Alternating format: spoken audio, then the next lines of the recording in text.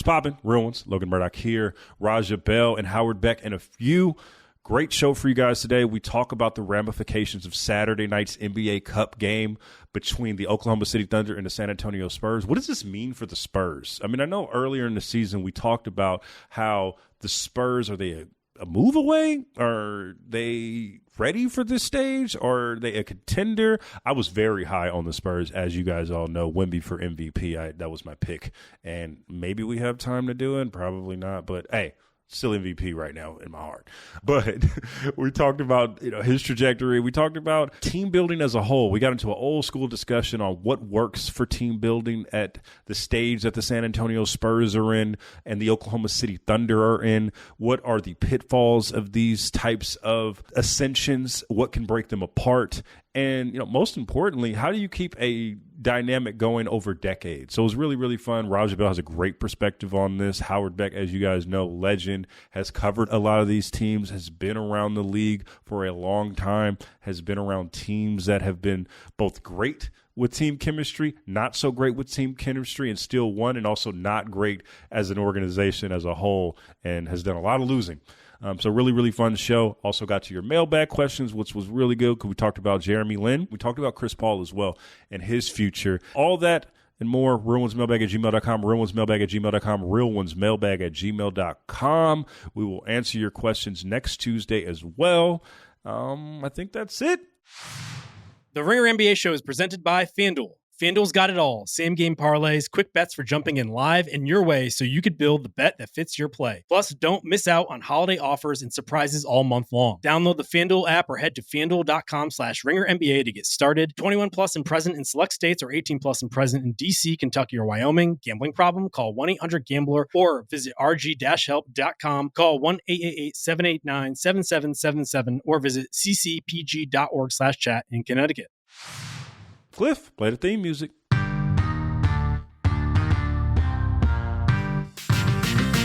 What's poppin'? Real ones. Logan Murdock here.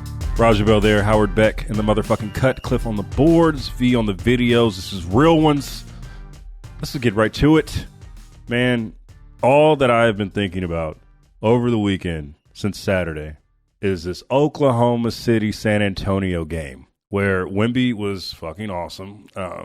As I guess expected after coming off of a calf injury and missing however long he missed, the weeks he missed, and to come in off the bench and deliver 22 points, 9 rebounds, 2 assists in 21 minutes was crazy. But I think we also got the game of the year here where the San Antonio Spurs pretty much, I don't know if they laid the blueprint to stopping OKC necessarily, because I don't think everybody else has the personnel necessarily to accomplish what they accomplished defensively, but they put the clamps on OKC in a way that no team has done all season long, and it was a sight to behold. And I'm going to start with Howard here. We talked earlier in this season, at least the question was out there, what is the Spurs ceiling this season? What are they going to do? What should they strive to achieve this year with the young players that they have, with the multitude of point guards that they have? Should they make a trade? Should they think about moving off one of those point guards? Right now, it seems like this team has a ceiling, or at least they think they have a ceiling of trying to go to the NBA Finals. Are the Spurs ready to go right now? Woo, boy. Let's just jump right to it. Let's fucking do it. Why not? Dude, I mean, listen, they were a 34-win team last season. And granted, they spent a lot of it without Wemby because of the blood clot issue. They spent half of it without De'Aaron Fox because they hadn't traded for him yet. And then De'Aaron Fox got there and got hurt. So we really did not know what to expect from them because it was now going to be presumably Fox and Wemby from day one. Then they have the great fortune to be able to draft Dylan Harper. But how's the rookie going to do? What's Stephon Castle's encore going to be after Rookie of the Year? After 34-win season, given everything, I thought, you know what? Let's tap the brakes a little bit. Preseason, if you had asked me, I'd said, look, if they got to the 6th seed somehow and got a guaranteed playoff spot, that would be an incredible achievement for a really young team that's still on their way up. Yes, Wemby is Defensive Player of the Year material. Yes, he's even potentially MVP material, but I don't know if they'll win enough. 6th seed seemed like a good, reasonable, even optimistic ceiling given how tough the West was. And if they were just in the play-in and want to play in one of the playoff spots through the play-in? Cool. Awesome. Great. Spurs, you're right on schedule, man. You're a young team on the rise. It's December 16th, and guys, like, you know me, I am not exactly prone to hyperbole. And this is not just based off of Saturday's game, although a lot of it is certainly based off of Saturday's game. We shouldn't put too much on it. But on that result, and on talent alone, and on the impact that Wemby makes, and how clear that was in less than 21 minutes of play, I don't want to say contender like they're a team that is going to take out the Thunder in a best-of-7 series in the spring. I'm going to say they're a contender in the sense of Oklahoma's still in their own tier, but I'm putting San Antonio next to Denver and Houston now. They are right there. They have a little less experience than those teams, a lot less experience than Denver, a little less than Houston in terms of especially postseason experience. But shit, on talent alone, Wemby, Castle, Fox, Harper, good supporting players, Vassell, Keldon Johnson. I don't think it's a stretch. I don't think it's crazy. I think they have top 4 potential in the West. And I'd put them a notch ahead of the Lakers based on a bunch of things, not least of which is that the Spurs can play elite defense. And so far, the Lakers have not shown us that ability. And it's something that JJ Redick's been harping on a lot recently. So yeah, that's where I'm at, guys. Preseason, thought they might be a nice playoff team, lower tier playoff team. As of right now, stay healthy. I think they're top 4 team in the West. And I think they're among the teams that can really give the Thunder fits in the spring, if not potentially even beat them. Maybe. I don't know necessarily beating them over a 7-game stretch, only because of what you talked about with the experience level, right, Howard? Where, and we've talked about this with other teams, and Wemby actually even talked about it after the game, where he says the thing that they have on us is reps, right, and having attention to the little things, and an attention and love for the little things that we need to get to in that level. It was very self-aware, not only for himself but for the team. But I was really high on this team, Raja. I was really high on the ceiling of this year's Spurs team, specifically Wemby, right? I thought that he could figure it out, to have that next step in his trajectory, especially after last season, because they did have the 34 wins, but I think that has a big asterisk and big caveat on it that Wemby, missed the last stretch of the season, with his injury. One thing that I did love about this team, though, is in that the argument for them beating the Thunder, Raj, and I want to get your take on it from watching that game, is just the defensive acumen and how they match up with the Thunder, right? Where there were times, and I've watched the Thunder quite a bit this season in person, where the Thunder can kind of just lean on you offensively because they can get easy shots, because they have so many smart players who can pass the basketball, who can cut at the right time, they all know their roles around Shea. But when I watched the game on Saturday, the Thunder were acting a little bit out of character down the stretch, right? There was I think in the last 3 minutes, there was a play where Shea I forgot who he was sizing up, but with 7 seconds on the shot clock, he basically just settled for a step-back 3, which is so unlike him, right? And then when he played against Vassell, and they put Vassell on him, he's trying to do the Shea shit where he's like dribbling a lot and trying to pull his angles. And Vassell was like, nah, I don't want any of that. And then you put the Wemby part of this part of the equation. He had a play, Raja, where he contests a J-Dub shot in the lane, and J-Dub just throws it up over Wemby, and it gets to Hartenstein, not because he passed it to Hartenstein, but because he just shot it so far that it was an air ball. And somehow Wemby turns around and blocks Hartenstein's shot when he gets it, just turns around in the paint. It was incredible. But for the defensive acumen, what did you see, and how can they match up with Oklahoma City? And do you think at this stage that they can beat them or get to the finals based on their experience level? Let's see. I would agree with Howard. Like, I have them in a tier below OKC, right? Like, I know they beat him, and I'll get to the defense in a second, but I think I would put them OKC, Denver, probably San Antonio,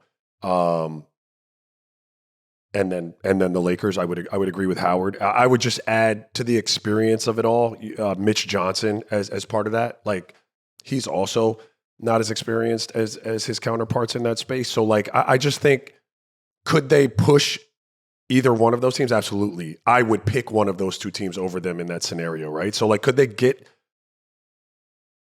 to the conference finals? Like, yeah, depending on the draw, maybe. Like, I think they got a better chance with Denver than they do with OKC personally. But, I mean, what they have defensively is a bunch of good guard wing players. They're a lot like OKC in that regard. Like, they got a bunch of dudes that are relatively versatile, big guards that can switch a lot of stuff, and they can stay in front.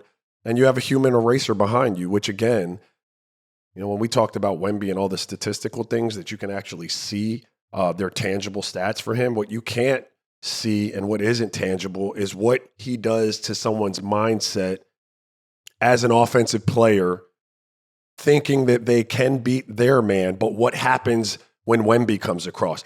That's just a deterrent for drives, right? Like when you're talking about the Shea play, like those dudes live on top of the rim sometimes. It just becomes that much harder when you have a Wemby in there. Yeah, but I don't read too much into that game. Like, so, like, you know, I know the episode is about it and stuff, but, like, you know, both teams missed a lot of threes. It was a nip and tuck game. I give San Antonio a ton of credit. Like, I had a schedule for sure, but I don't like read too much into that. You know, like San Antonio's good, especially when you got Wemby out there. De'Aaron Fox is playing well. They're a tough team. There are a handful of them in the West. What I really liked what they did was offensively to OKC. You know, how they really attack those bigs, you know, those bigs that are in drop coverage, like, and they have the guard play to really attack that coming downhill into space when they weren't putting them in pick and roll. They never let those guys sit. You know, OKC's a great help team. They're always, like, you know, just, I mean, basically converging on the ball. They used the big and they flared with their big a lot. They just kept the bigs from OKC occupied in a way that allowed their guards and whatnot to just wreak havoc. So I like the game plan. I still would take OKC. I want to stay on Mitch Johnson really quickly because I thought this was it's been a pivotal moment for him all season, right? Like, when you have your best player go down really early in the season and you find a way to right the ship. But going into this game, I thought it was a genius move from him to take Wemby off the bench because of just a lot of different factors, right? You're putting him in a stage like the NBA Cup, like, whatever we say about it is a stage where everybody is watching. It is a bigger game. It is against an opponent that you kind of get up for, and that's really a tough recipe for a return game. So to bring him in off the bench in the way that he did, that took a lot of, like, guts, and I'm sure in San Antonio he got a lot of support from the front office. What did you think of his decision to bring him up off the bench? First of all, I don't know that they've publicly said it, but I'm sure they have him on some sort of minute restriction right now coming back. So some of that was probably in an effort to strategically have him available to him at parts of the game where he was going to need him. I'm guessing at that. That's what my eyeballs told me. Like, but let's say that's not the case hypothetically, right? We're living in a world where he was fully available for every minute of the game. Well, he had the luxury, you know, to some degree of doing that because they had been playing well. You know, and so that helps. Like, when they're playing well and you're strategizing in a 1-game sample size and you're like, hey, if we come out and play well and be, you know, even is what you would hope, but maybe we're slightly behind as it was. I mean, they had dug a pretty good hole at a point of that game. But, like, this is the game plan. We're coming out. I know we keep this thing to 5-6. Wemby off the bench is he's incredibly valuable anyway, but off the bench, like when you've got to sit like your star and my starters without Wemby were able to keep us, you know, above water, like that's an incredible luxury to have. But I do think the fact that they were playing well coming in without Wemby allowed them to be able to do that. And I would bet that internally they were like, hey man, here's a strategic number we want to have him around. So you figure out how you got to use him, you know, to have him available to you down the stretch. But this is all you get from him. So, Howard, based on that, like, where the Spurs are right now, a lot of the talk that we also talked about in the preseason was, what do the Spurs do? And, you know our thing on Real Ones. It's all about not or pushing the button for a young team, right? Going to get a star, right? And that they were rumored. I don't know how realistic this was, just reading the tea leaves about making a run at Giannis. I think that was more of a pipe dream than anything from other people that talk about the game and make the fake trades. I don't think that was ever realistic to, do that. But what does this start mean? Specifically, this is why I think this is such a big game, right? Because it was a reminder of what they can be as their whole. What did this early season tell you about what the Spurs should do? And ultimately, what do you think the Spurs should do during this time? Because it feels like they should kind of we got what we got, and we should just build on what we have right now. We got Wemby on a rookie deal. Let's just see what we got and go from there. We could tinker as we go, but this is a really deep team and a really good team. Think about where we were in like June for a second, right? Because Logan, like to put the context back around why all of us doofuses in the media were speculating about a possible Spurs deal for Giannis and all this stuff. At that time, there was reasonable thought around the league that maybe the breaking point was coming soon, that Giannis might ask out this summer, right? That was supposed to be one of the big stories of the summer. It wasn't, because Giannis is still trying to find reasons to stay, not reasons to leave, which might, I think, still be the case at this moment. So take two things into consideration. We went into the summer with a lot of the league thinking that Giannis might be available, that the breaking point was coming soon. San Antonio had, at that point again, had not had a full season with Wemby and Fox together, had not had Dylan Harper yet, all these other things, all these other factors. And on top of it, when you're talking about who can actually make a good deal for Giannis and still have good stuff left to put around him, the Spurs were near the top of the list. A lot of extra draft picks, a lot of good young players. They had the means to do it. So it was a reasonable discussion at that time. And I would be the first to say, like, yeah, they should be right out front in this. But now, today, no. Like, it's mid-December. They're 18-7. They're 18-7 despite Wemby missing 12 of their 25 games. Ridiculous. Real quick, offensive rating, 7th. Defensive rating, 14th. That's artificially low because of Wemby's absence, I think. Their net rating is 8th. Those all chart out to be, a top playoff team type numbers. They also, in addition to missing Wemby for 12 games, missed Dylan Harper for 10 and De'Aaron Fox for 8.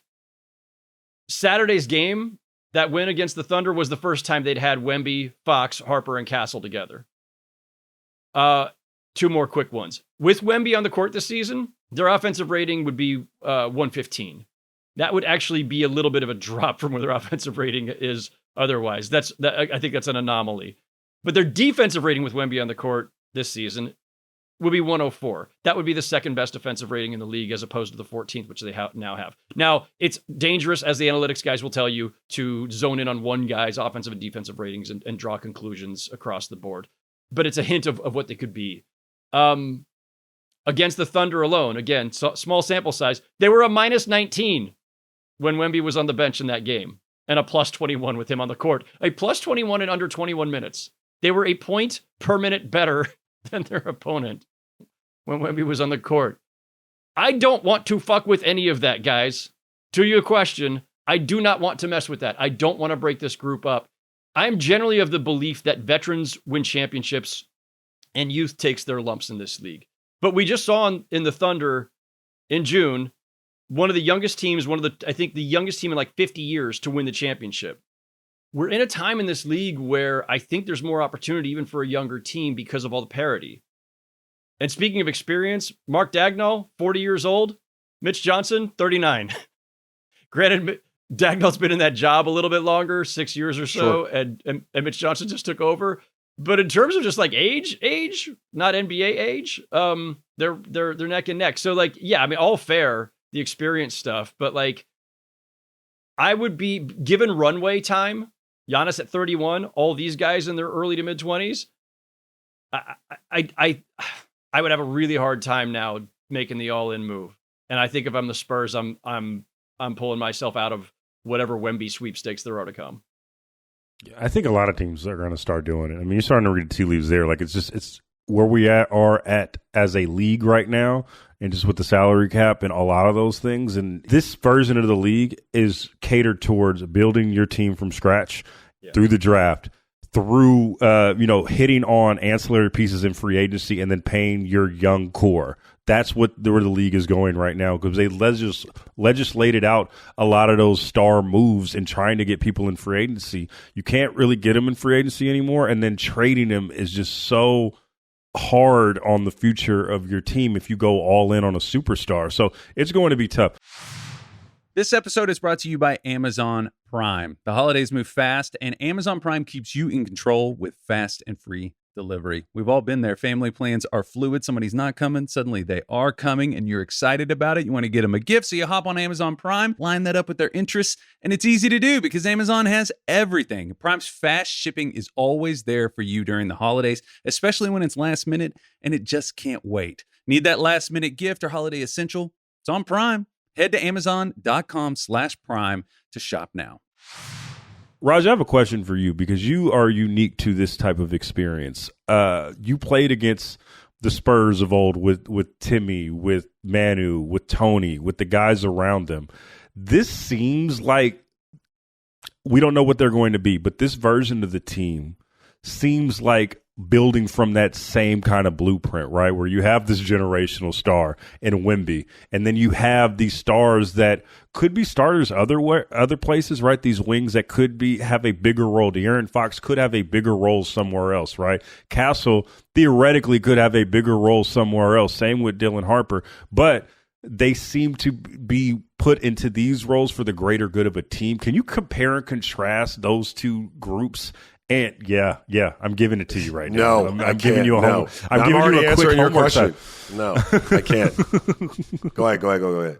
What do you see from this team as opposed to that team? And what would be your advice for this group of young guys right now as they're trying to build a Spurs team that is similar but in a new age right at this moment? Yeah, I don't know. Comparing and contrasting them is really difficult. They're playing a different game than the Spurs were playing back then. Let me just say this. This is the way I'm going to choose to answer this question. You said the way the league is set up now for teams to be able to draft, pay their young talent, get some pieces around the edges and win championships. The Spurs with the original Timmy, Manu, Tony Parker, that's what they were doing. Yeah. Right? So they were ahead of their time. So the team, reminds me of that team in that way, right? Those were their guys. They didn't go out, even when you add Kawhi to the mix, those are their guys. They find them in the draft. They develop them. The chemistry is there. They're raised under the same banner. They understand the culture from the time they're pups. So that's very, very similar.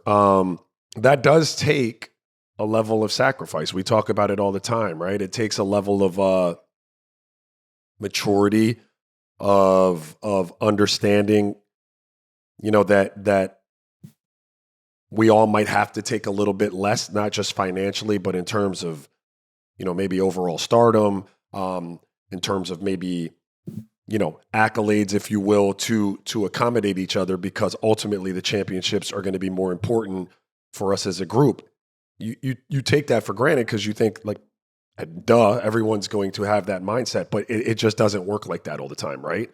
And so I think kind of like OKC in this way, when I look at those guys and I see them and I just see their personalities at interviews and the way they carry themselves, I think they have guys that fit that bill, but that's what Tony, Manu, and Timmy were kind of able to do. Weirdly, Kawhi, Kawhi was the one that didn't fit in all the way with that as he grew, as a player and as a personality. And then he's proven to kind of be difficult where he's, wherever he's been.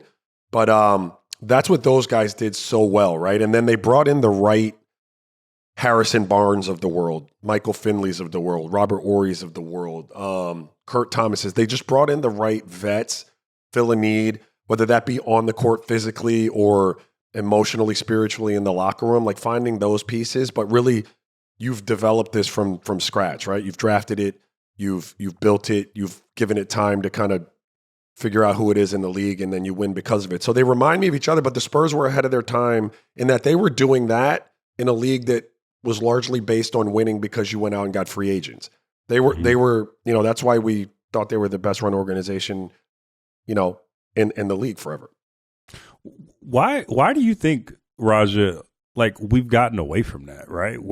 And I think about this even with the Suns during your era specifically, there were like Suns guys, right? You talk about the Spurs guys. You talk about the types of players. I always think about when you brought up Harrison Barnes, I was over here like, oh yeah, Harrison Barnes has been a Spur long before he's even been a Spur. Like you always see guys around the league that you think, oh, he's eventually going to become a Spur, right? Right. Except Raja, who should have been a Spur, but I digress.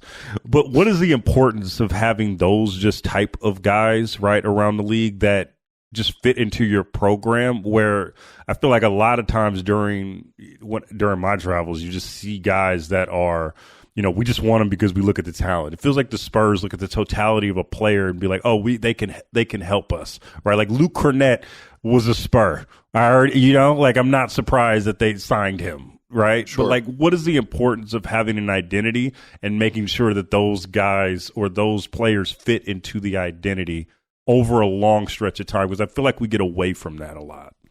Yeah. I mean, but look, it's critical to success in a lot of instances it's to be able to find, culturally people that align with what you're trying to do. The first order of business, though, is for an organization to have an established culture and identity, for everybody to kind of understand what this is, what it represents, how we're going to act, how we want to look outwardly facing. The Heat or another team that you think of when you think of like culture, right? And the word Heat culture. Spurs fit that. Golden State fits that mode. So that was like weirdly. Not as many teams as you think would have a true identity and culture as an organization. But when you do, I guess it's then easier to figure out who fits with your group, right? And then finding those pieces, and when you can find that mixed with real talent, you have a window of opportunity. So those guys typically are, not limelight seeking individuals, even if they're uber stars. They're guys that kind of like, now Wemby is unique in that wherever he goes, he's just going to drive whatever you have going on. Like he's an alien, but like he doesn't seem to thirst for that.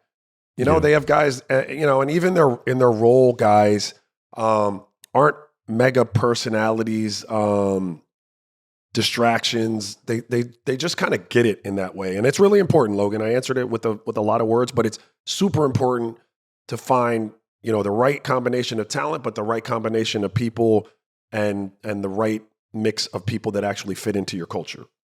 It's always, go ahead, Rob. Go ahead, Howard. No, I was just going to say, like, just coming right off of that, like, it's really fun to see the parallels in these two teams when they played on Saturday. And we've got a nice brewing rivalry between these two teams, I think, based on youth and talent and runway. Sam Presti, who, of course, put together this Thunder team, is a Spurs disciple, Spurs alum. He brought a lot of that there, for better and worse. I will not elaborate. But there's a lot of that same kind of like Spurs culture in the Thunder, right? The professionalism, the steadiness, the just watching these guys play, like they're just all about the team and about doing the right thing, making the right play, right? And it's not across the board. It's not 100% of the time.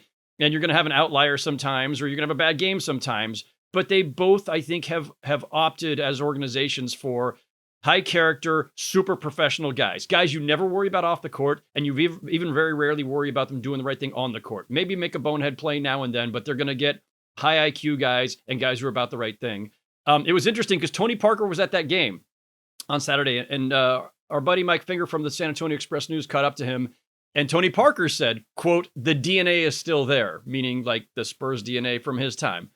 It's the culture and everything we built for 20 years, but it's kind of a modern way, which is kind of what Logan was alluding to. And I just think like that's a really great endorsement from Tony Parker, and an acknowledgement of it. And he even said, like, talking about Castle and Harper, He said, quote, "They're so fearless. That's how I was. That's how Manu was." So like there's a through line. Like these are generations apart, styles different, generationally different, but like there is a through line. And I think the Spurs, even though Pop has moved on from the bench and RC Buford has moved on from basketball to the business side, like there's still a presence there, and their values and everything that they've established over the last 25, 30 years still matters. And it infuses, I think, everything that Brian Wright does as GM and that Mitch Johnson now does as coach, and that these players exemplify. And that's a really rare thing, right? Like the Spurs and the Heat are the only ones you could probably talk about that have that kind of through line in terms of culture and values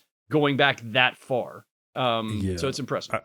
I think that, a lot of, because I mean, you guys brought up the Warriors and you guys brought up, just other teams that have done it. I don't think the Warriors have that established culture, at least anymore. I think that was a moment in time, and it's kind of cratering before our eyes. But I think one of the other things that we see is you have spurts of the culture, right? And I think the Warriors are kind of, I compare them a little bit to Raj's Suns in that you had it for that moment in time, but you couldn't corral it for whatever reason, because of egos, because somebody made a trade or something that just kind of poisoned the well. I think when you see teams like the Spurs and the Heat, the things that keep them together is an established figure, right? I mean, it was Pop for a long time, right? And his DNA is still there, but it's also RC Buford, right? It's also the ownership, Peter Holt, the ownership of the Spurs as well, right? In Miami, it's Pat. That's the identity, that's the ecosystem, that's what it is, and that takes. There's only so many of those people in the world and in basketball. But when you do have those people, you got to hold on to them and make them want to stay there and make them want to feel that way. Because one of the things that you can see it when a team walks into a arena, it's always a difference between either it's a team or it's a family. The latter is the ones that are typically ones that keep success. Because like whenever I see the Spurs, you see older players that are like traveling with the team. You see guys that I see Sean Elliott, like I know the Spurs are here, right? Like I see so many different figures. Same when I see the Miami Heat. You see it with the Lakers, but it's a little different because they're just dysfunctional in their own right. But Raja, how important was that? Like when you were in Phoenix, what was the difference between Phoenix during your time and everywhere else, right? Because I think you were coming from Utah, which was also at its time when you left Utah to go to Phoenix, it was an established brand. But like, what was Phoenix like that was different than every other stop that you had been at that particular moment? The style of play in Phoenix for me was really selfless. It felt selfless, I should say. We had people on our team that wanted more. Like, it was not a secret. It wasn't always, hey, Steve is the MVP and we're all happy to play our roles and we're going to be like, there were people that didn't always like that narrative. But because we played with such a pace at that time, everyone ate. And because everyone ate, we didn't try to take a little bit off of somebody else's plate so we could eat more for the most part, right? Like we shared it in that way. I think there was a lot done behind the scenes by Mike and Laurel D'Antoni, their staff, the Colangelos, when they were there, with our families in a way that took what was happening on the court and the success on the court, shared it with our families and incorporated our families into a lot of the things that we did. So it wasn't just about like, yo, me and Eddie House are cool, or me and James Jones are really cool. Like our wives were good together. Like they did things together. We traveled together. So we had a really tight-knit group. We had that in Utah too. We were all young and at about the same point in our careers, but now we're winning when I get to Phoenix doing it. And believe it or not, man, winning's important. Like you talked about getting one of few guys that have this kind of cachet and ability to drive culture when you're talking about Pat Riley and Pop and whoever else you might have mentioned in that. But that only lasts so long before that message starts to fall on deaf ears if you can't produce the wins. Do you know what I mean? So like you got to get to the wins in a way that buys you, like it gets you that equity with people where they're like, okay, like I'll believe in what you're talking about because we got over the hump and there it is, right? And we weren't able to do that in Phoenix, and that's why you don't capture it the way you want to capture it. The other thing that those teams do pretty well is when they find that group, they ride with that group. So you get some longevity in terms of your career with that organization.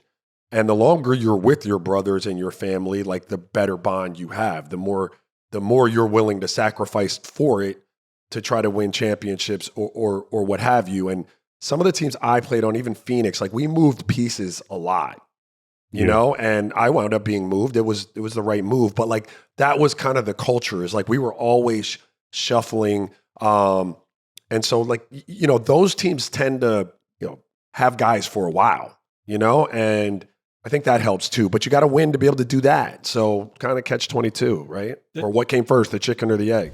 This is how you know Raj is a really great teammate, by the way. It's been like 15 years or whatever, and he's still not naming names when he says, yeah, some guys wanted a little more.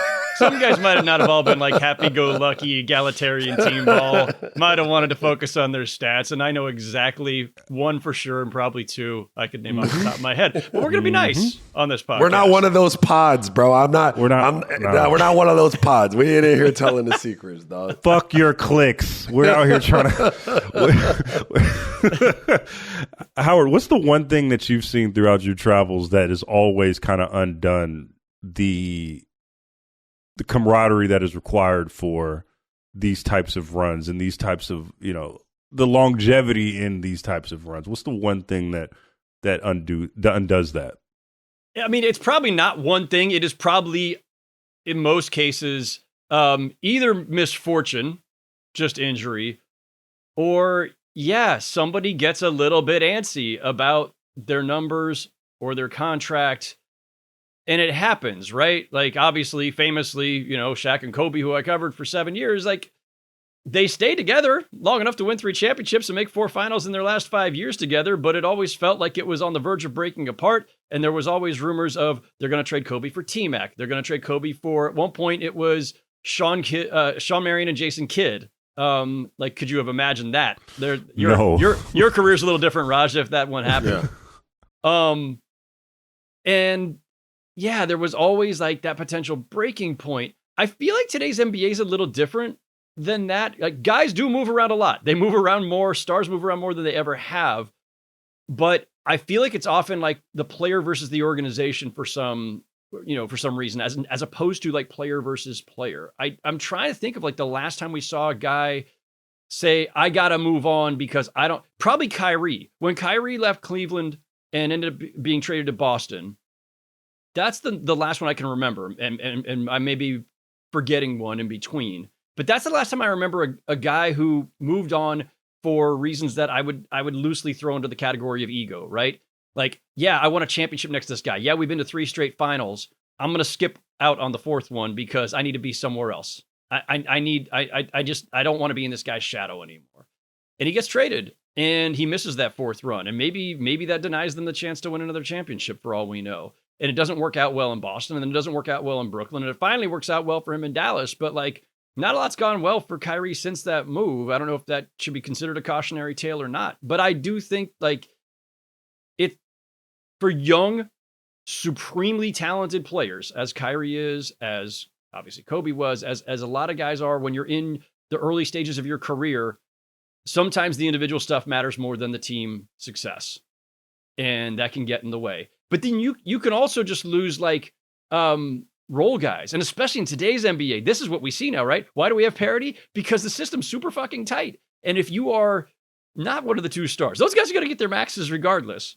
But if you're the 4th starter or the 6th man or like the super important 8th guy, and I mean this legitimately, like, you know, the 8th rotation guy, and on this team, you're just the 8th guy in the rotation making, I don't know, 3-4 million. But somebody else is like, we think you could be a starter for us, and we're giving you 10. That breaks up teams too, because all the pieces matter, to quote The Wire and the title of a book about that show by my buddy Jonathan Abrams. That's what all that was. I don't know how I got there. It just kind of came. It just popped. It was funny though. That's the thing that we're going to start seeing. It is a lot of pieces. One of the things when you were talking, the image that I got in my head was one of Rick Mahorn when he's at the parade of I think it was the second straight Pistons win. What would have been 89, I believe. One of those championships, right? And then there's an expansion draft happening as the parade is going on, and I believe he went to the Charlotte Hornets. I could be wrong, but it was an expansion draft, and he got drafted by that team. And there was a sadness that like weeped over everybody, right? I think we're going to start seeing that and even more in this new NBA where you talk about the 8th and 9th guy. Specifically, we're probably going to see it on the Thunder at a point in time where the all-important guy maybe is Cason Wallace, or it's Wiggins, or it's one of those guys, and there's going to be that heartbreak from that 8th or 9th guy that you just can't afford, and that's going to be the consequence of all of this, right? When we talk about the culture and we talk about the continuity of roster building. Shout out to Cruz. and you continue to see that, you're going to also see that heartbreak, because that's going to be the other side of this, right? When you are building a family-like atmosphere, because you do continue the family aspect, but it's also a business. That's going to be the hard thing, right, Raza? When you start to see these moments of, you see the bus leaving and you can't go with it, even though like that you probably want this thing to last forever, right? And that's going to be the hard part. Yeah, that's always bittersweet, man. Like it's always tough when you're losing somebody that's really close to the family, right? Like, well, I'll use my son Dia, right? Like it's time for him to go. Like he's done enough. Like he's put himself in position. We are heartbroken that he's leaving, but we're happy as hell for him because it's time to go, right? And that's what you get for one of those Cason Wallaces or guys like that. And I think it becomes easier a little bit, Logan, when you know that they're going on to something bigger and better. Like they deserve their opportunity for that payday, Cason Wallace, right? Like you guys can't afford them that necessarily. Integral to what you did, family like no other, but like it's their time. So it's always going to hurt, but I think in most professional leagues, guys are happy as hell for those dudes, man, because, we're not counting each other's bread, but at the same time, you know what the roster makeup is and the salary cap and how it's structured and who's getting what. And when those guys get their bite at the apple, it still hurts. But if you can understand what I'm saying, like it hurts, it's bittersweet because you're happy as shit for those dudes, to go ahead and get their bite. But you're going to miss them for sure. The Nuggets is the one that I finally just remembered, right? Bruce Brown and Jeff Green were the 6th and 7th men. And they both got paid to go elsewhere, and the Nuggets couldn't really do anything about it because of cap rules and everything else. I'm sure the Nuggets were all happy for those guys, and now Bruce Brown's back with them. But, like, that's the kind of thing, right? Like, they didn't lose Jokic or Murray or Gordon or Porter Jr. or whatever, but they lost a couple of really important, like, glue guys and who were part of their depth. So you have that version, Kawhi leaving Toronto is like the anomaly of all anomalies, right? You're the finals MVP and you're just like, yeah, but I don't want to be in Toronto. I want to be in LA. And he leaves, right? The Lakers win a championship the next year and they voluntarily broke it up and kept LeBron and AD, but basically got rid of everybody else who was part of that championship. And like 2021, the Bucks, Chris Middleton, Drew Holiday, Brook Lopez all start getting old. They, finally move on from Middleton because he's just not the same player anymore. They move on from Drew Holiday maybe prematurely to get Dame, right? So that's an organizational one, right? So sometimes it's the organization, sometimes it's the players, and it's not always the superstars, and it's not always just ego or contract. It's just things just change quickly nowadays in this league, and that's why we don't get anybody repeating. Yeah. It's man, it's a motherfucker when you're playing in this league, just for all the things that we talked about. Let's take a quick break. Let's go to the mailbag. And we are back, ladies and gentlemen. We have our buddy, our producer, our ace, Cliff Augustin is in the building. What's good, buddy? What's up with y'all, man? It's a cold winter out here. Howard, I know you feel my pain. Just trying to maintain and go through it. You know what I mean? Yeah. It's cold. It's definitely cold everywhere. And Ain't that right, meanwhile, Roger? Cliff and I are in the t-shirts, and the two guys in like the freaking 75 degrees are like in freaking hoodies. Like, Hey! It's a high of 58 degrees in the Bay Area, so relax. I'm going to swing some laps when this is over. So, like, Oh man. Oh man. As the great rapper Fury once said, it's a cold winter, y'all better bundle up. Let me get to the question here. This is from Matt Huo. Matt from Virginia. What up, real ones? Shout out to you all. You too, Cliff. As an Asian American, Jeremy Lin was a huge inspiration to me when he announced his retirement back in August. I was rewatching the highlights from his second game of Linsanity against the Jazz, and I had to do a double take. I realized my man Raja is guarding Lin at first after jump ball, but then Raja isn't the primary defender after that. Pour one out for Devin Harris and Earl Watson. Raja, since Jalen literally hadn't started before but had a really good game right before versus the Nets, what was the scout on him right after the breakout game? What was going through your mind during that game? And what do you remember from that game and the ensuing weeks of Linsanity? And to Howard and Logan, I think Howard was with the New York Times. Well, I know Logan is from the Bay Area where Jeremy Lin is from. Any fun stories or memories about Jeremy Lin? Deep cuts are welcome. Love the pod and happy holidays to y'all. Matt, well done, Matt. Good stuff. Yeah, real good. I won't take up a lot of time but I do remember it. I remember the scout was I don't remember what the scout was in terms of what he does and what he doesn't do because I mean, quite frankly, there wasn't enough tape on it, so no one could really dig into like tendencies or anything like that. But I remember he was a huge topic of conversation. He had already kind of splashed a little bit, and you know, NBA players are wired not to believe it until it happens to them. So suffice to say, I don't think any of us really believed it. And I don't remember what he put up that night, but he lit us up. And nobody, me included, if I ever switched on him, was really able to do much with that. The rest of Linsanity, I mean, it was one of the wildest rides, I think, of my career. Watching someone else just go on a tear. It was a crazy time. Like, he was virtually unstoppable. How long did that last? like 3 weeks. Like 3 weeks, yeah. I mean, but he was virtually unstoppable through 3 weeks of basketball, right? Yeah. Like, Yeah. it was pretty insane. I mean, we were watching it and people just couldn't believe what was happening. But on that night, I do remember going there. I remember the scout that morning making people aware of Jeremy Lin not having a whole lot to say about what he did or where he wanted to be. And I remember a little discourse on the bus and shit like that. People were like, man, ain't no fucking way, bro. Nope, not happening. And then it happened. Yeah. I'm going to have to like contain myself here because I could talk about this one a long time. Yeah, I was covering the Knicks for the New York Times when Linsanity happened. Nobody saw this coming. Mike D'Antoni didn't see this coming. Jeremy Lin didn't see this coming. None of us saw this coming. The first thing I remember was that it was like right before like a trip after the holidays. We're sitting in the press room up in Westchester at the Knicks training center.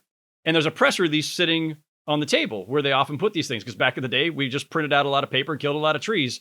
And there was a stack of press releases about like Knicks signed Jeremy Lin. Well, Jeremy had been cut by the Warriors, cut by the Rockets, and it was like, oh yeah, the Harvard kid, right? Oh yeah, okay, cool. One of the only Asian Americans ever in the NBA, but around for a cup of coffee, and that's they signed him to basically be a backup to like Mike Bibby, who was like a 72 years old at the time, and Tony Douglas, who was not a point guard.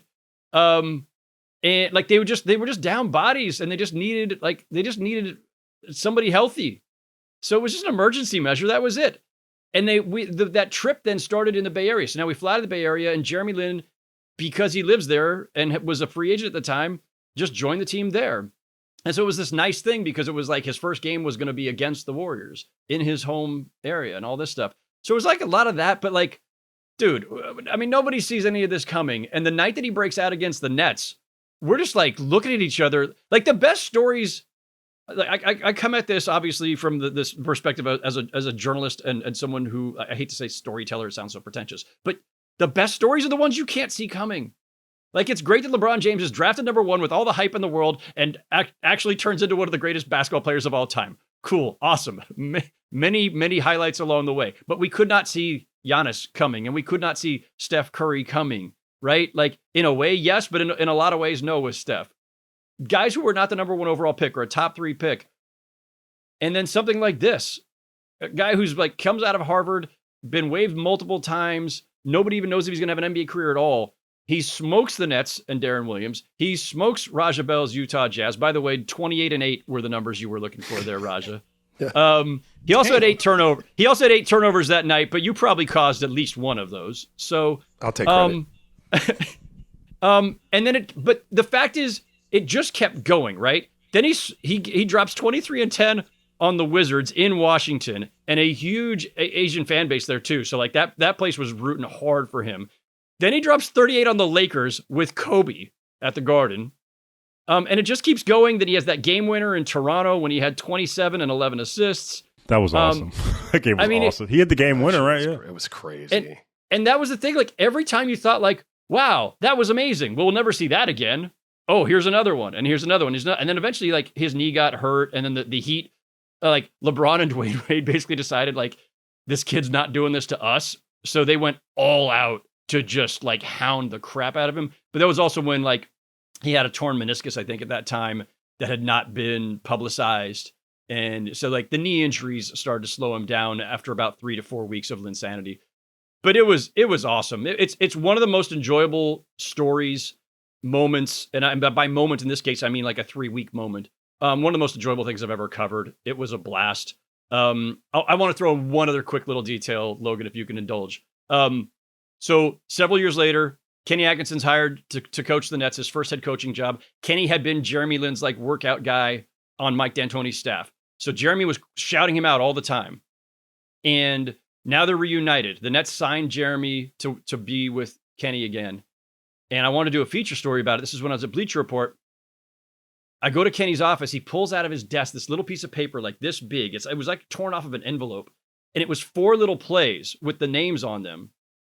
And Jeremy had written them down, like early on in this run, or maybe before the run even began. And he handed it to Kenny and said, listen, can you just, these are the ones I'm comfortable with, basically. And Kenny had hung on to it all those years. And so he showed it to me. I took a photo of it. We included it with the story. I talked to Jeremy about it. He didn't know that Kenny still had it. It was awesome. So it was just like this little amazing thing. Like, that's, again, the people of the game matter more than anything, right? And that's like the bond like that between coach and player, a coach, assistant coach who was just on his way up at that time in Kenny Atkinson, a player who everybody had slept on and was just trying to break his way. Like, the bond between them was really cool too. So anyway, thank you for letting me indulge that last little bit, Logan. I will stop. It's fine. You're a great storyteller, sir. Speak. No, it's funny that they asked about Jeremy, and asked about me in like the Bay Area, because it made me think about the story I actually did for The Ringer like a long time ago during the pandemic that I completely forgot about, where I actually interviewed him when he was back in the G League in 2021. Like, I think one of his last stops before his career ended. And I remember during the time we're just trying to figure out a story for me to write. And if you know, it's really hard to get a byline up at The Ringer for a number of reasons, but also to get like the perfect angle. And at the time I was doing Q&As, and I hit Ray Ritter and I'm like, yo, bro, let me, you got Jeremy in the G League. Let me talk to him. Raymond Renner just like, oh yeah, I got you. And I call Jeremy, or he calls me, one of the two. And it was one of the most insightful conversations that I've ever had with an NBA basketball player. And I went into it very nervous because I really wanted to do good on this piece. And I asked him just like, how do you feel now at this stage of your career about Linsanity and what his relationship was with Linsanity? And he talked about a lot of things, but he talked about just what that meant for him, but it got him into the league. But it also, for a player like that, where he stood when he first got to the Knicks, and the way that you talk about Howard, where he talks about, he was a superstar overnight in a way that most guys who are in his position, they don't get to the stratosphere of the zeitgeist within 3 weeks. He was sleeping on Landry Fields' couch, and now he's like on Broadway, and he's like this superstar. But he talked about what that did for him, and I want to read a quote from this. He talks about, at the time, you're like, with all this success, I thought it would be everything I ever needed. You realize it's not because you set new goals and ultimately your heart is still empty. That success isn't going to make you feel like you'll need anything forever. It's not going to fulfill you. So there's an emptiness. Then you feel like from the emptiness, there comes a point where you're just scared and everybody's changing around you. People are changing and people want stuff from you. You're dealing with the ugly side and the greedy and the selfish side of human nature, and you're scared. Then you go from scared to being jaded. And then you go from jaded to acting out and just being rebellious. And then going from rebellion to you come to a place like, I've rebelled. And then you slowly start to get humbled. And he talked about how when, he went to the Lakers and he went to all these places, he was still dealing with the caricature of Jeremy Lin as opposed to Jeremy Lin the person. And he didn't get humbled until Atlanta and Brooklyn. And it was a very insightful conversation that I came away with like, oh, shit, this guy is like on the other side of it. And it was one of the best interviews that I've ever felt like I've been a part of because of just the subject in general. And it felt like he was ready to speak. And so that's the only time I've ever talked to Jeremy Lin. I'm sure he doesn't even recognize me or would even know who I am. But like he was very insightful on not only like what Linsanity was as an idea and as a concept, but how it affects you as a human. To be that. So that was cool. That's my Jeremy Lin story. I think we have time for maybe one more question. And then I think we got to get up out of here. But that's my Jeremy Lin story. All right. This is the last question. And this is from Kamel Brown. Now that Chris Paul has stated he would be willing to play somewhere other than the West Coast, do you think there is a market for his services? Kamel Brown. Go ahead, Raja. Go ahead. I don't know. Go ahead. I'm going to defer. It's tough. I think it's really tough because this is obviously his last year. And what Chris Paul brings to a team at this stage is probably what a team that's winning a championship doesn't, or going to strive to win a championship doesn't really need. And I'm not talking about the leadership and the stories and things like that. I'm talking about all the other stuff around it, right? Like at this stage of the season, you don't want somebody like doing the stuff that pissed all of the Clippers off. And I say this as someone who thought he was put in a position where it was really unfair. And I think that he should still be a Clipper right now if that was an organization that valued its, pillars of an organization. That being said, I think for another team right now, I don't think that they need that midseason because it's going to be a reset. And you're going to bring Chris Paul into the fold, and he's going to be like, wait, I don't like that. But I'm like, bro, it's December. Like we're already have our habits. We already have what we're going to do. It's going to be really hard to have like 4 months of Chris Paul, and I think that could be more disruptive than actually helping a team at this stage of where he's at right now. Go ahead, Howard. I'm sorry. I'm sorry. All right. Go, Howard. I'll go. Well, look. Here's the deal. If you're bad, why do you want Chris Paul? Right? Like you're not bringing Chris Paul in there, right? If you're clearly like formed as a team and you don't have that point guard hole, why would you want Chris Paul? There is one team that I could think of, and mind you, don't know his relationship with the team or his relationship with the stars on that team, where I could make a case for like, do we kick the tires on Chris Paul? Lakers? Nope. Who? They're in the Western Conference. They've been playing without a point guard, basically. Oh, They've been Houston. doing point guard. Yeah. Yeah, but I'm not advocating for it.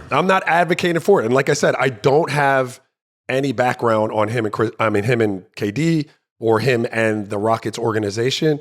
And this would only be under the assumption that what just happened with the Clippers has kind of humbled him a little bit, probably, and allowed him to take that step that we talk about all the time, which is understanding that he's mortal and that this is coming to a close really quickly.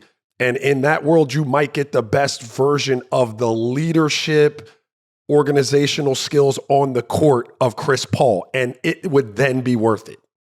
My question to you on that, though, really quickly, though, before we go to Howard, my question to you on that is how does he jive with Ime Udoka? Because they seem like two guys that are strong-minded, and if, like, say Ime is doing a film session and Chris Paul is like... But no, that's what I said. This would only be in a world where that Chris Paul can put himself away for the next 6 or 7 months. Did you see how he just? Did you see how he walked his ass around the NBA Cup like he was a deity? I don't think he's humbled.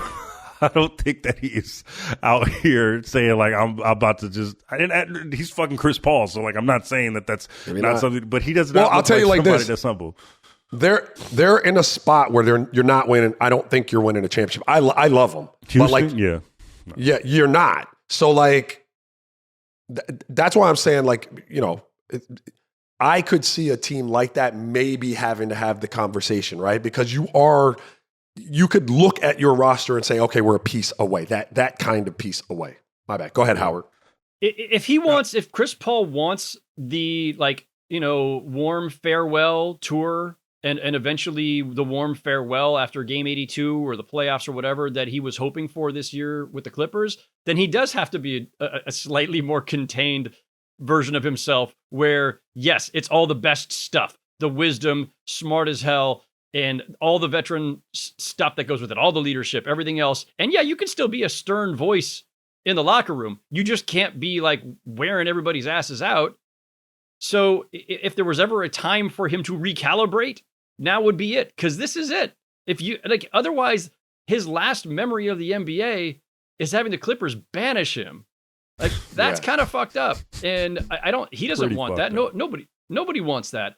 The complication here, so to Kamel's question about the market, there's a bunch of complications here. The first one is that the Clippers can't just waive him. There are a bunch of like complicated rules about the aprons and fucking roster minimums and all this stuff. They can't just waive him. They need to trade him. So now they need to trade him to someone like Brooklyn where they can just absorb him and cut him, but you're going to have to like give them an inducement. Now you got to give up like second round picks or something to do this because why else is Brooklyn or whoever doing you the favor? So what you need is a trade partner that will acquire him and probably waive him so that he can go to one of the teams that he actually wants to go to. I got a list of like 9 potentially, and you guys can like, Raj is going to do his like classic Raja wrinkle face thing. Logan's just going to scoff, but Houston was one of them. And Logan, like point taken about Ime. Did you see Ime going off post game about the refs last night? Holy crap! That's gonna. I can't wait to see what that fine is. He went off. I get it, but yes, I agree with Raja. They could use a point guard. And complications with all these teams, by the way. I don't know who's got roster spots that they can actually use or what other apron shit they got to deal with. In a vacuum, though, like would he make sense potentially for Denver that's been banged up and could use maybe another guard off the bench? Sure. The Lakers, where his buddy LeBron could advocate for him, maybe. Back to the Spurs, maybe. There's a reason why. There's a reason why he's not on the Spurs right now. But is that? I think he wanted to go back to LA too, Logan. So I don't know. Minnesota, I don't know if they need yet another old guy because they already got an old guy with Mike Conley. But like they do need point guard help. Back to Phoenix, maybe. They're not going anywhere, but they're off to a good start and overachieving, and he's got ties there. Devin Booker. Logan, back to the Warriors, or do they want that's just done? That's done. There's a reason why he didn't get re-signed back with the Warriors. That's what I figure. Dallas is a stopgap until Kyrie presumably comes back. Maybe. Again, What have we seen? Okay, I want to say something really quickly, Howard, because I feel like you're making the same excuse for Chris Paul for like maybe he can help. We're working under the assumption that he has been like a really good piece this season. He has not been very good. If this would have been like Chris Paul of maybe 2 years ago, could definitely help these teams. No one's saying he's there to like take over as your starting point guard, play 36 minutes a game. It's like, can he be of value to a team as a short minutes reserve and guy who has seen it all, done it all? But he couldn't even do that on a team that's won like 5 games before they banished him, which I will say, like, that was fucked up with Paul. Yeah, and there's more. Obviously, dude, the fucking wheels are coming off. Like the bumpers are coming off. The suspension's like cracked. Like the Clippers. I just got back from LA. I cannot wait to go back for All-Star because that's going to be hilarious. It's going to be hilarious to see how the Clippers try to put makeup on a pig and say, "Oh, everything's going great. It's great." At the Clippers arena. I knew it was going to be so sad. I'm just like, and the other thing I thought about too, Orlando would have been the other team, by the way, on the list here. A team that's like basically never had a point guard. Yeah. Or at least for a very long time. I also just think that like some of the best moments of Chris Paul's career, his best seasons, have been when he like got the Thunder to overachieve in his time there, got the Suns to like he's really great at molding a young team. So part of me wants to say like maybe it should be a middle tier or a lower tier team, but like it's his last run. He probably wants to be on a team that's relevant on some level. So I was focused mostly on those. But like I think there's at least a plausible case for any of these. You're paying him the minimum. You're playing him minimum minutes as well. I have to believe it's not over for him yet, and I hope it's not. That would be a really sad way to go out. I think there's a bigger chance than not that it's over, but we'll see that it's over. I mean, I'm not saying that somebody could say, hey, we want him on our team, but I just think that it's more likely than not that he's probably it will be a tough sell. Like all the names that you're telling me is like it's just a really, really tough sell. Because you even said stopgap for Dallas. Like he's not good enough to be a stopgap at this point in his career right now until Kyrie gets back. There's just so many. Every time you say it, I'm like, I can find a plausible excuse of why, especially this late in the season and the trade and all those things. The Clippers were so scandalous. I think that's just the bigger thing here. Like. I can't believe that happened. It's so just cruel. Let me just say this: like he's clearly not the player that he was. Even when he had that Suns team with Devin Booker and they were doing their thing. Like he's not that guy. I tend to agree with Howard in terms of physically. He's like there's something that he can give you, right? Here's what I'd say to what you're saying, Logan. When you put, and I've said this before, you put someone like Chris Paul.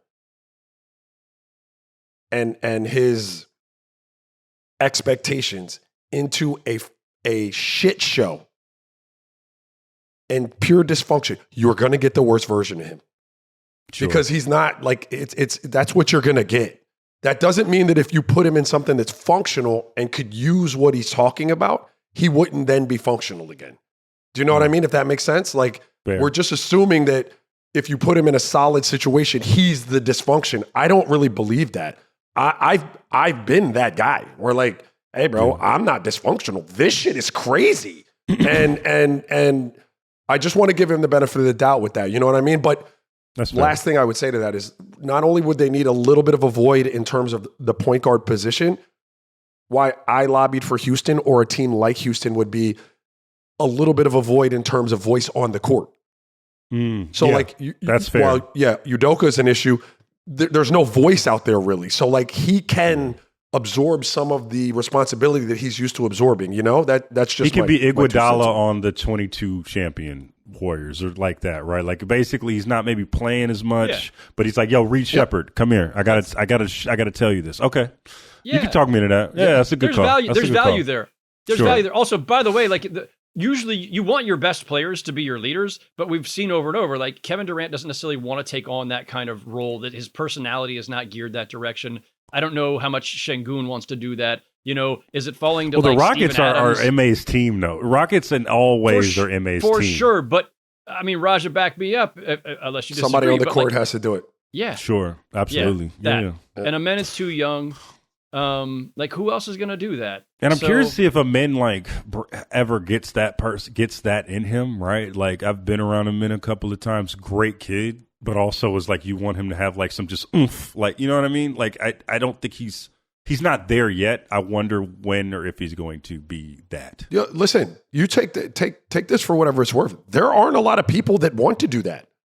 Yeah, good, bad, or indifferent. Like it takes a certain personality type to be that guy, right? Like it doesn't just come around all the time. So, it's particularly rare in guys that can really, really hoop, like that want to be the actual emotional and verbal leader out there. Like, you had the KGs of the world that did that. MJ's not especially rare. I shouldn't have said that, but like it isn't always the case. And a lot of those guys have a sidekick that does that for them. Yeah, that's fair. You talked me into it, man. Chris Paul to the Rockets. Also, yet another example of Raja Bell saying he doesn't know about a subject and then just dropping 50 and like 25 on the subject. I'm just saying. Let's just the pattern is there. That has been another edition of Real Ones. Thank you guys. Thanks everybody from the mailbag. Thanks to Victoria. Thanks to Cliff. RealOnesMailbag@gmail.com. RealOnesMailbag@gmail.com. RealOnesMailbag@gmail.com. We do this every Tuesday. At least we try to. We will see me and Raja on Friday, I believe, and then. Okay, bro, stop doing this. Am I just finding this out on the thing? All right, man, whatever, bro. We're going to lock in, and then we're going to see somebody. The Real Ones will be back on Friday, and I will be here. So tap in all the shits. Bye! Must be 21 years and older and present in select states for Kansas and affiliation with the Kansas Star Casino, or 18 and older and present in D.C., Kentucky, or Wyoming. Gambling problem? Call 1-800-GAMBLER or visit rghelp.com. Call 1-888-789-7777 or visit ccpg.org/chat in Connecticut, or visit mdgamblinghelp.com in Maryland. Hope is here. Visit gamblinghelplinema.org or call 1-800-327-5050 for 24/7 support in Massachusetts, or call 1-877-8-HOPE-NY or text HOPE-NY in New York.